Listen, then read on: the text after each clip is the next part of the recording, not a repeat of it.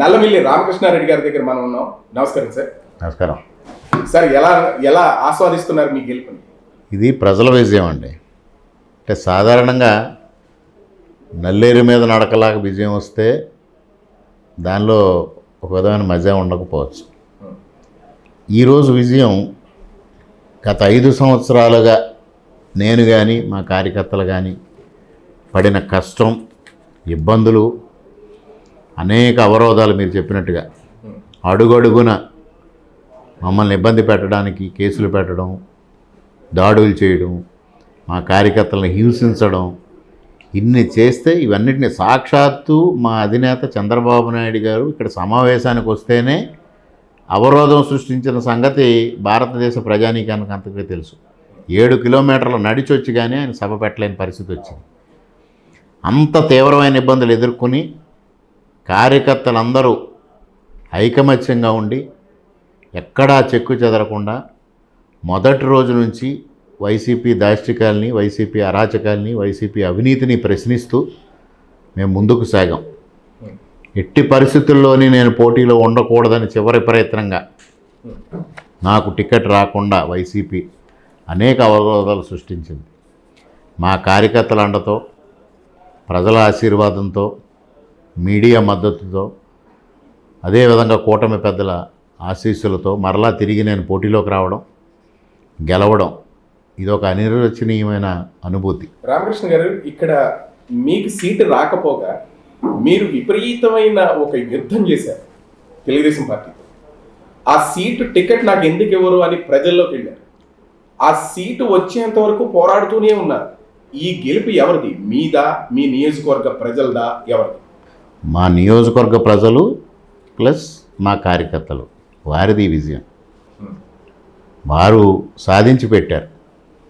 నాకు తిరిగి నన్ను పోటీలో నిలిపింది వాళ్ళే, గెలిపించింది వాళ్ళే. 40 సంవత్సరాల సుదీర్ఘమైన చరిత్ర ఉన్న నల్లమిల్లి మూలారెడ్డి గారు ఆస్థానంలో తెలుగుదేశం టికెట్ రాకపోవడానికి గల కారణం ఏమై ఉంటుందని మీరు అనుకుంటారు? తెలుగుదేశం పార్టీ టికెట్ రాకపోలేదండి, వచ్చింది. మొదటి జాబితాలోనే నా పేరు ప్రకటించారు. మొదటి జాబితా 94 మందితో చంద్రబాబు నాయుడు గారు, పవన్ కళ్యాణ్ గారు ఏదైతే జాబితా విడుదల చేశారో ఆ మొదటి జాబితాలో నా అభ్యర్థిత్వం ప్రకటించారు. ఆ తరువాత వైసీపీ రకరకాల కుట్రలు, కుతంత్రాలకి తెరతీయటం, దాని పర్యవసానంగా నన్ను ఏ విధంగా అయినా పోటీలో లేకుండా చేయాలని కోట్లాది రూపాయలు ఖర్చు పెట్టడం, దాని పర్యవసానం ఇక్కడ బీజేపీకి టికెట్ కేటాయించబడ్డం, రకరకాల మార్పులు తిరిగి ఏది ఏమైనా ప్రజల మద్దతు, కార్యకర్తల విపరీతమైన శ్రమ, పోరాటం ఇవన్నీ చూసిన తర్వాత కేంద్రంలో ఉన్న భారతీయ జనతా పార్టీ అధిష్టానం కానీ, తెలుగుదేశం అధిష్టానం కానీ, పవన్ కళ్యాణ్ గారు కానీ ఇక్కడ కూటమికి బలమైన అభ్యర్థి ఉండాలి, ఇక్కడ లేకపోతే ఇబ్బందులు ఎదుర్కొంటాం కూటమికి అనే ఆలోచనతో తిరిగి నన్ను భారతీయ జనతా పార్టీ అభ్యర్థిగా ఇక్కడ నిలబడడం జరిగింది. దానికి కూడా ఎన్నో ప్రయాసాలు, ఎన్నోసార్లు చంద్రబాబు నాయుడు గారు దాదాపు 20 రోజుల పాటు నన్ను ఒప్పించడానికి చాలా ప్రయత్నాలు చేశారు.